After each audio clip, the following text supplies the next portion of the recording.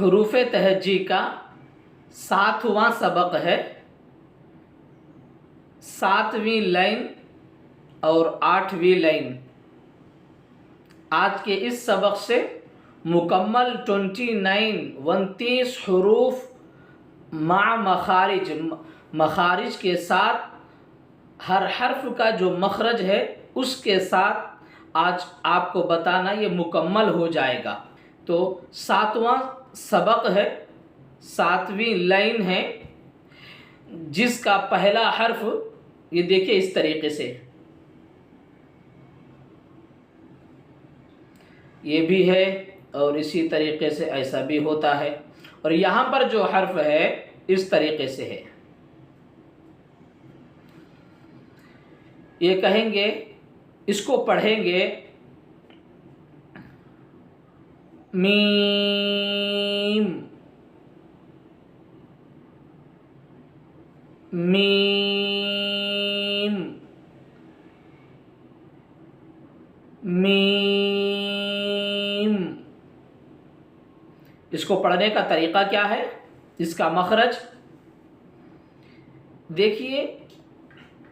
होंठ है, इसके 2 हिस्से हैं, एक तर वाला हिस्सा, गीला कच्चा हिस्सा, और एक सूखा।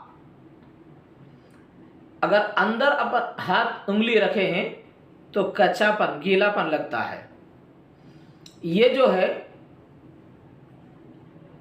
ये बाहर वाला जो हिस्सा है ये सूखा हिस्सा है। तो मीम के लिए ये होठों के, दोनों होठों के सूखे हिस्से से मीम अदा होता है।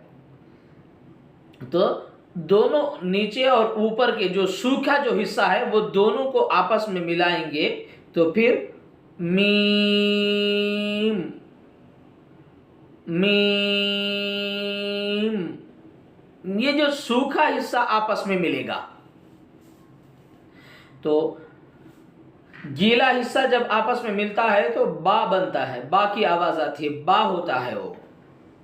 सूखे हिस्सा, ये जो सूखे हिस्से हैं ये आपस में मिलेंगे मीम के अदायगी के वक्त। तो इसको पढ़ेंगे मीम मीम मीम। और तो इसको अच्छी तरह मश्क करें, मीम मीम मीम। सूखा हिस्सा आपस में मिलेगा तो मीम की आवाज आएगी। उसके बाद है, उसके बाद का हरफ है इस तरीके से, इसके पेट में एक नुक्ता होता है।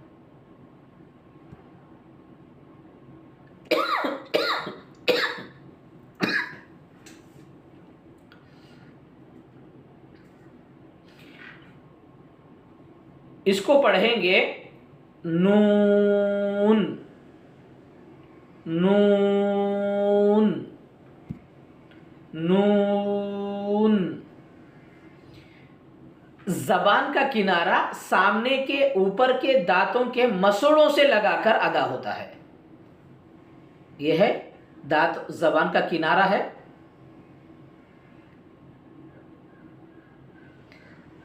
जबान का किनारा सामने के ऊपर के दांतों के मसूड़ों से लगाना है। ये किनारा है दांतों के मसूड़ों से। नून नून नून। तो इस हर्फ को इस तरीके से मश्क करना है।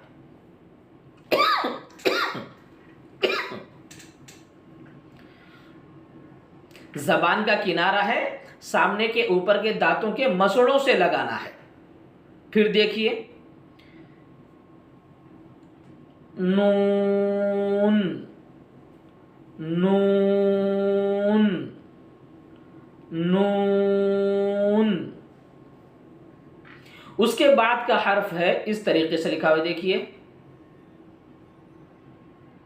ये है।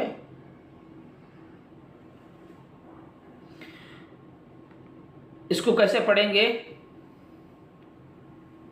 वाव, वाव, वाव। इसका मखरज है दोनों होठों के बाहर के हिस्से से। ये दोनों होठों के है ना, बाहर का हिस्सा, ये जो होठों के किनारे आपस में मिलेंगे, ये बीच का जो हिस्सा है ओ की शेप में आएगा। तो जब अदायगी के वक्त किनारे मिलेंगे, मुकम्मल होंठ आपस में नहीं लगेंगे, बंद नहीं होंगे। तो वाव की अदायगी के वक्त में होठों के किनारे लगेंगे और होठों का जो शेप होगा वो ओ की शेप में होगा। देखिए, वाव, वाव, वाव। तो मुकम्मल पूरे होंठ बंद नहीं होंगे, किनारे मिलेंगे, बाहर के हिस्से से वाव अदा होगा। तो वाव की अदायगी में मुकम्मल होंठ आपस में नहीं मिलते हैं। इस हरफ की मश्क करें। इसके बाद का हर्फ है इस तरीके से,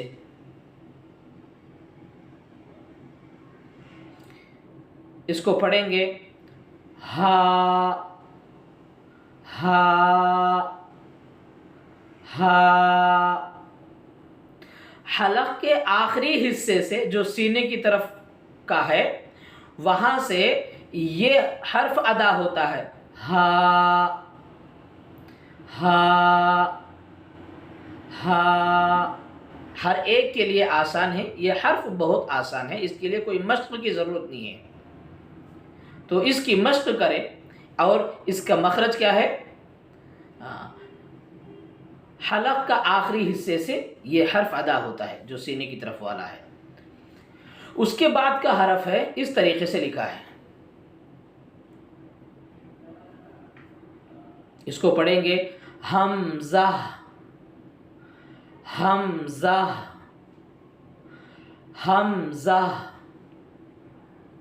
जी, इसके निकलने की जगह वही है जो हा का मखरज है,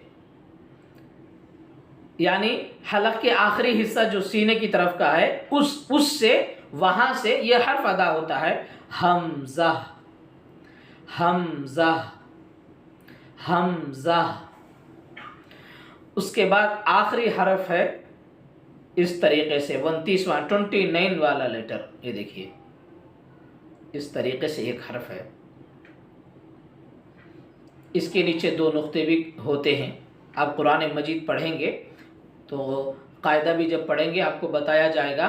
इस तरीके से होता है, इसके नीचे 2 नुक्ते होते हैं, ये खुद या है और इसके नीचे 2 नुक्ते हों तो उसे या कहते हैं। तो बहरहाल इस तरीके से जो हर्फ लिखा हो उसको पढ़ेंगे या, या, या। इसको पढ़ने का तरीका क्या है? इसका मखरज ज़बान की बीच का हिस्सा ऊपर के तालू से लगाना। ये जो ज़बान की बीच का हिस्सा है ऊपर के तालू से लगाना, यहाँ ऊपर के तालू से लगाएंगे तो ये हर्फ अदा होगा। या, या, या।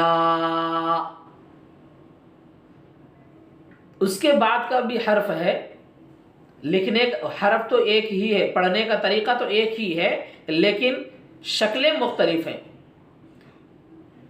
इस तरीके से जो था ये भी या है। उसके बाद का हरफ है इस तरीके से लिखा होता है, ए भी या, या, या। ये भी या ही है। कुरान मजीद में दो तरीक़ों से इसे लिखा जाता है। पढ़ा तो हर्फ तो एक ही है, लेकिन लिखने की शक्लें अलग हैं। जब जोड़कर लिखेंगे, मिलाकर लिखेंगे, अलहदा लिखेंगे, तो ये दो शक्लों का इस्तेमाल होता है। तो बहरहाल, तो या के लिए ज़बान की बीच का हिस्सा ऊपर के तालू से लगाकर ये हर्फ अदा किया जाता है। लिहाजा ये मुकम्मल 29 हरूफ हो गए हैं, 29 लेटर्स हुए हैं। इन तमाम हरूफ को आप तजवीद से याद करेंगे तो इंशाअल्लाह ताला आपके लिए कुरान पढ़ना आसान होगा। और कुरान को पढ़ने के लिए सबसे पहले ये 29 हरूफ आप अच्छी तरह याद कर लें, अपना वक्त निकाल कर इसकी प्रैक्टिस, इसकी मश्क करें, और उसके बाद जो है आप मुकम्मल इस तरीके से कायदा भी तजवीज़ से मुकम्मल ख़त्म करेंगे तो कुरान आपके लिए तजवीज़ से पढ़ना आसान हो जाएगा।